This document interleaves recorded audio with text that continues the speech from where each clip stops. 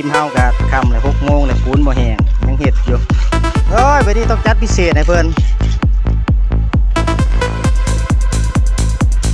สิพายางโลเบิ่ง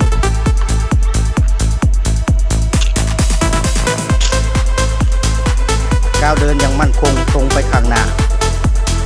สิได้รู้ว่าจุดหมายและเป้าหมายสำคัญสำใดกำแพงนี่มีความยาวที่สุดเท่าที่เคยเห็นมาทั้งยาวทั้งสูงทั้งใหญ่ทั้งลึก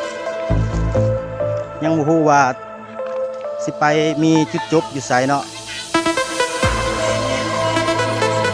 จุดหมายอยู่ข้างหน้าก้าวขาอย่างมั่นคงเดินให้ตรงอย่าสะดุดขาตัวเองอย่าสะดุดขาตัวเองนี่คือเจ็บ